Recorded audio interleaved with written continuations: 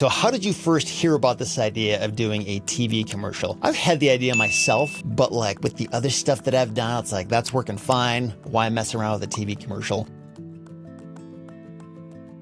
It almost feels like it's too broad or too much of a shotgun approach. When I think of this, it almost feels like putting my ad on a hot air balloon or flying a plane across the sky or having a billboard that just shoots it to everybody out there. But is it working for you? And how is it working for you? Yeah, it's working for me. It was nerve-wracking, even just the idea of being on TV, but it's working, and I think it's worth sharing with the audience just to have other ideas and options. As our businesses have grown, we've seen people moving from just direct mail to texting to calling to ringless voicemail to all the different things, and this is an avenue that people aren't really talking about, don't know much about, and I dug in and I went through it. It's been working great, so I wanted to kind of share what I can with everybody.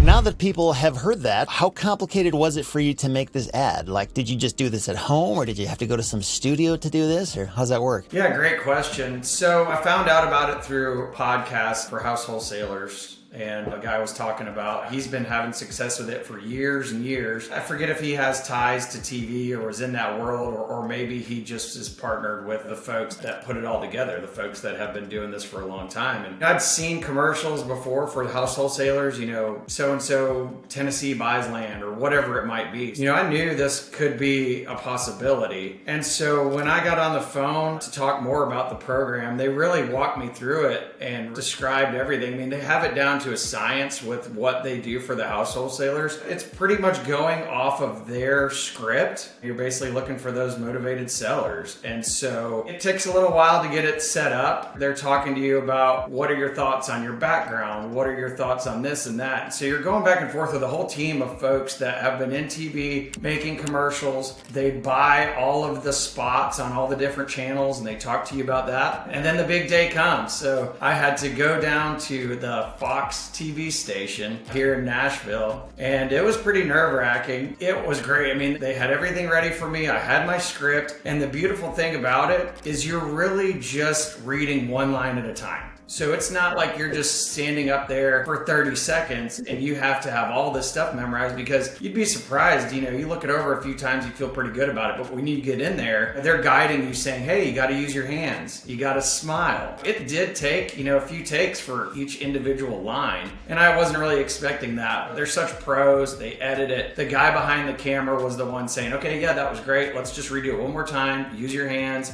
smile a little more. They really hold your hand and walk you through it, because, like anyone else, I was nervous and kind of freaked out about the idea of it. It's not like I've ever been on TV or, have some big social media following or anything like that. Sounded really good. I mean, you kind of look like a pro, just seeing and hearing what that came across like at the end. I can't say, as somebody who's been doing YouTube for a while, I can't speak for all YouTubers, but I'm actually like terrible at delivering lines. And if anybody ever thinks I sound smooth, the only reason is because there's a lot of editing involved there, a ton of cutting. That whole thing about saying one sentence at a time, sometimes that's really what it boils down to. Unless you really have thought through every possible word you're going to say 100 times, it's really hard to go on for minutes at a time without making cuts and that kind of thing. So it sounds very, very normal. And I remember the first time I ever hired like a video editor for my stuff, and I was just super embarrassed to like send him my raw footage because it's just so bad. I actually held off for years hiring an editor because of that, because I just didn't want people to see how dumb I looked. And he was like, yeah, man, this is totally normal. Like, everybody does this. Don't worry about it. Like, this isn't bad at all. This is just part of what editing's all about. And it's like, oh, okay, well, cool. I don't know if you're just lying to make me feel better, but at least it's good to hear from you too, Larry. That doesn't have to be that perfect to make it look good in the end. Yeah, I kept apologizing to the guy behind the editing, kept saying, oh, I'm sorry,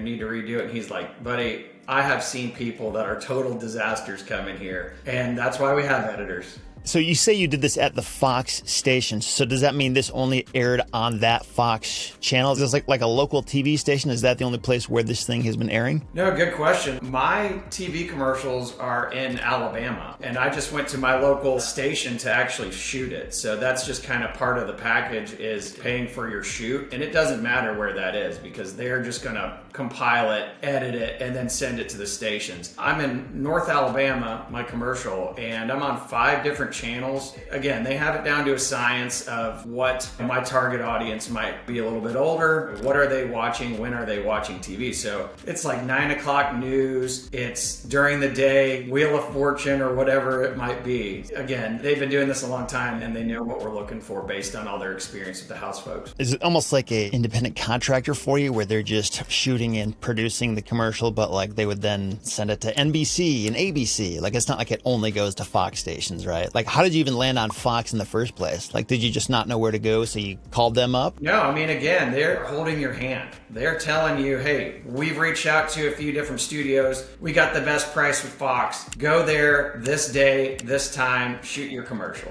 So it was real straightforward. Again, none of this research or anything was done on my end. When you say they are holding your hand, who is they? Like who set this up for you? The house wholesaler works with a team that is in TV. They have some kind of agreement together. Obviously, he brings in clients, and then they kind of take it from there. It's a whole team of folks that help you with each different part of it. They buy all the media for you because I think that's really an intimidating part is like, well, gosh, how much is this going to cost? Like, how do I know I'm not getting ripped off by the TV company, right? And so you have them on the back end saying, negotiating on your behalf for the lowest price possible. Each market has a significantly different cost. So I chose Huntsville because it was about half the price of Nashville. I mean, I live in Nashville. It would have been convenient. There's obviously, it's a growing town and there's a lot of landowners, but the price was so much different that I went with Huntsville. So you can imagine in some areas where people work, you don't need to live in the state. You go down to the studio, a week or two later, your ad is in that market. And if it is rural, it might be much more affordable than mine is in Huntsville.